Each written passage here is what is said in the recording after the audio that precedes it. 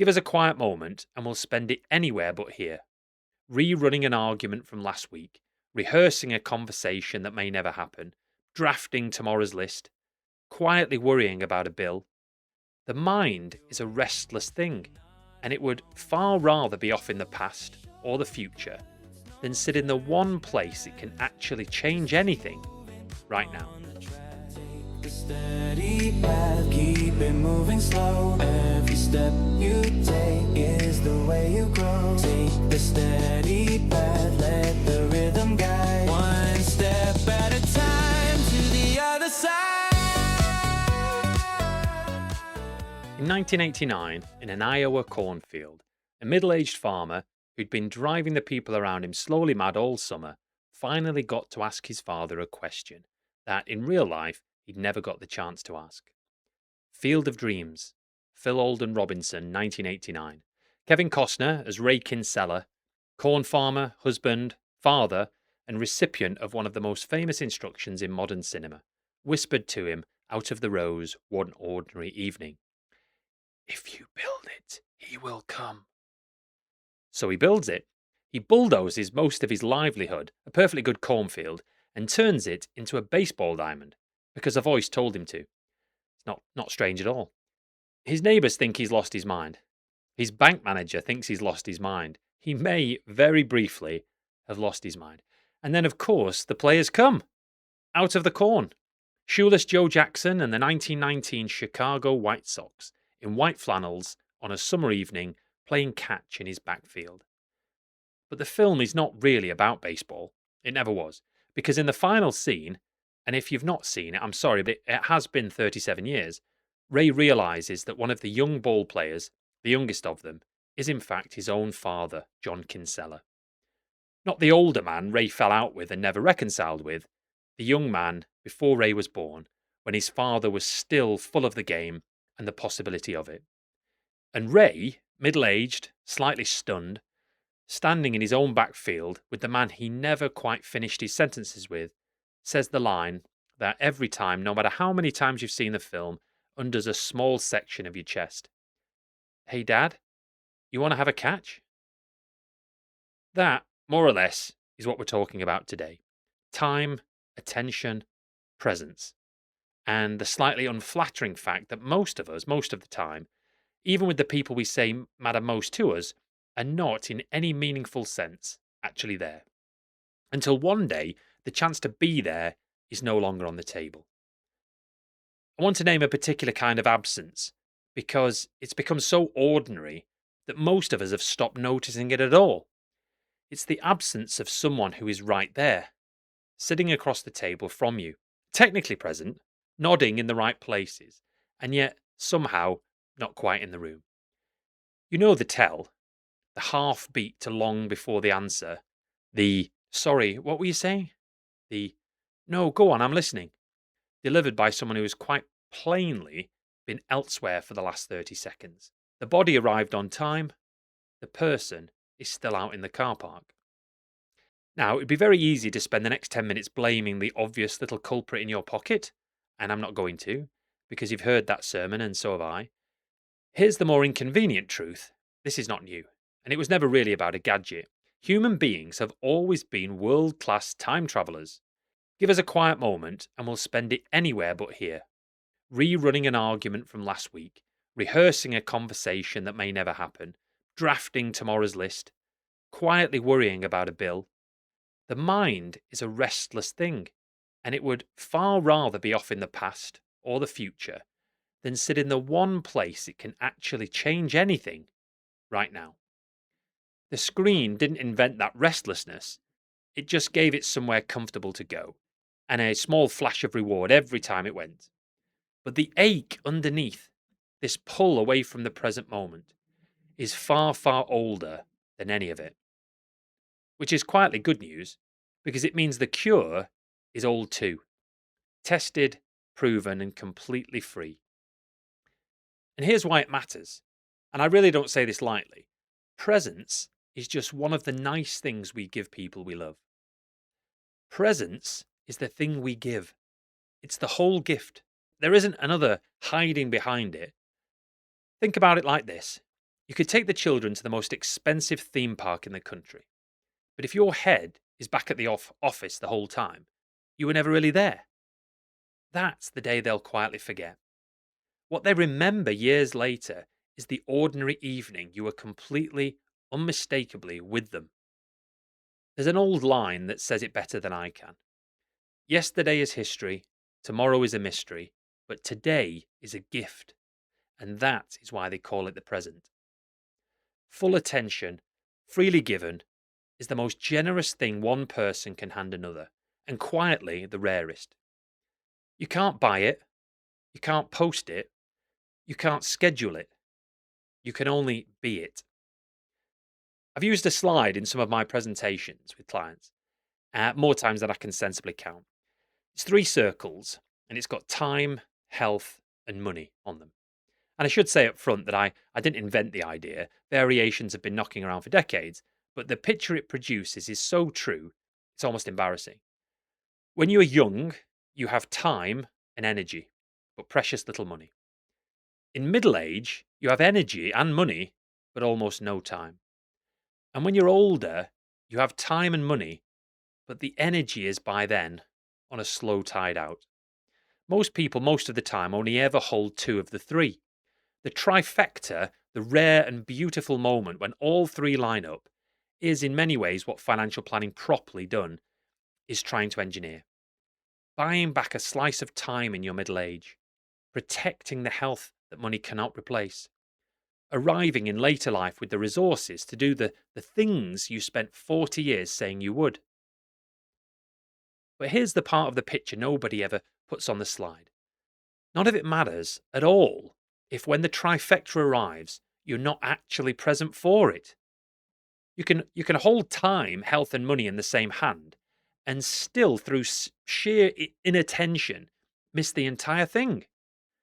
The Christmas you can't afterwards remember. The holiday you spent answering emails. The lunch with your old friend where you check your phone 4 times. Time without presence is just clock watching. Health without presence is just a body in a chair. Money without presence is just a number on a screen. The whole point of the three is that they buy you the conditions under which presence becomes possible. The bill arrives and you forget to be there. The Stoics, of course, got here first, and they tend to. Marcus Aurelius, and I'll keep coming back to him until you start quoting me at parties, wrote this more or less to himself in his meditations. Confine yourself to the present. That's what he said 2,000 years ago. It's still, in my opinion, one of the single most useful instructions most of us will ever receive on what to do with our attention. Notice what he's not saying. He's not saying ignore the past. There's nothing wrong with remembering. He's not saying ignore the future. There's nothing wrong with planning. He's saying do not, by living in either, evacuate the present, which is the only place where your actual life is taking place. Seneca, sharper, drier, less patient with the rest of us, wrote in On the Shortness of Life, while we are postponing, life speeds by. That sentence has, I think, only become more accurate since he wrote it in roughly 49 AD. We postpone the conversation. We postpone the holiday. We postpone the call to the parent. We postpone the moment of being properly with our children. We'll be present. We'll tell ourselves when this project is done, when the kids are back at school, when work calms down. Work, as it turns out, does not calm down. The project does not finish. And the kids grow up. And Epictetus, in a line I've read more times than is healthy, said, "He is a wise man who does not grieve for the things he has not, but rejoices for those which he has." Be where you are. Notice what is there. Almost all the things you're looking for are already in the room. I'm going to do something I don't usually do, which is to be a little personal, because every now and then it's worth saying that what one actually thinks rather than hiding behind the Stoics. If I think about that important box, the box that almost never sets off an alarm, the box that is almost never urgent, and the box that quietly produces the answer to whether a life was well lived. My list, for me, is unspectacular and short. It's my family, my health, my team at Tandem, my dog, my work, my clients. That's the whole list. It's not original and it's not clever. It's not optimized. It's the people and the things that, if I get to the end and look back, will have been what mattered. Everything else is more or less weather. The reason that list is important and the reason I'm sharing it is not because mine should be yours. Yours will look quite different, and it should. The reason it's important is that almost nobody actually writes the list down. We carry it around with us vaguely. We tell ourselves we know what it is, and then we spend our weeks giving most of our attention to things that are nowhere on it. If your list does not include your in tray, that's almost certainly correct. If your list does not include the email that arrived 20 minutes ago, you're paying attention to the right things. If your list does include the dog, and mine does, you are, in my experience, in excellent company. The single most useful question I know, applied honestly across a week, is this: does what I am doing right now have anything to do with the list? If not, and if it's not on fire, put it down. There's a passage in a presentation I've given to clients many, many times, and it's called Time, Health, and Money. On one of the slides, there's a list of things that money can't buy. Things like love, morals, manners, respect, inner peace, time, class, happiness, patience, integrity, discipline, and health. It is a deliberately long list, and it's meant to be a long list because the point sneaks up on you only if you sit with it. Almost everything that actually matters cannot be bought, which is a slightly inconvenient thing to discover after spending 40 years trying to buy it. On the next slide of that same presentation, there's a list of what I called life's true luxuries. Things like a great night's sleep, home cooked meals, connecting with your family, your go to playlist, slow mornings, a good book, time to spare, staying healthy, freedom of choice, long walks in nature, meaningful conversations, and swimming in the sea. So look at that list for a moment. Not one of those things has a price tag, and every single one of them requires presence. You cannot enjoy a great night's sleep while half watching your phone. You can't have a meaningful conversation while drafting the reply in your head. You can't have a slow morning while checking the footsie. You can't walk properly in nature while listening to a podcast about how to walk properly in nature. Each of those luxuries is not really a thing you do. It's a state of attention you bring. There's a piece of music from 1998 that I think captures what we're talking about here better than almost anything else from the era. Teardrop by Massive Attack, with Elizabeth Fraser of the Cocteau Twins on vocals. 5.5 minutes long, built on a heartbeat, an actual recorded heartbeat, over which a voice floats in and out, half singing about love being a doing word. If you don't know the song, you might recognise it as the theme from House MD with Hugh Laurie. Most people who have heard it in passing, drifting out of a coffee shop, behind a film scene, with someone else's headphones on a train. Almost nobody, though, in my experience, has listened to it properly. Sat down, headphones on, eyes shut, 5.5 minutes of nothing else. Which is, rather neatly, the whole episode. The song's not really about anything. It's a piece of music that asks for nothing more than your attention and gives back something extraordinary the moment you actually give it. Most of the best things in life, I've come to think, are also like that. There's also, and I should mention this with an appropriate degree of self-awareness, there's a song from 1991 by Curtis Stigers called You're All That Matters to Me. Don't worry, I'm not going to sing it this time. Okay, I will. You're all that matters to me. Okay, you're never going to listen again. It is, by any reasonable measure, on the cheesy end of the spectrum. It belongs to a particular era of soft pop ballads that have not aged with universal grace, and yet every time the chorus arrives, the man is undeniably telling the truth. You're all that matters to me, which, when you say it to someone you love and mean it, is the only sentence in the language that contains absolutely no negotiation. So, listen to Teardrop if you're in the mood for something atmospheric and a little mysterious.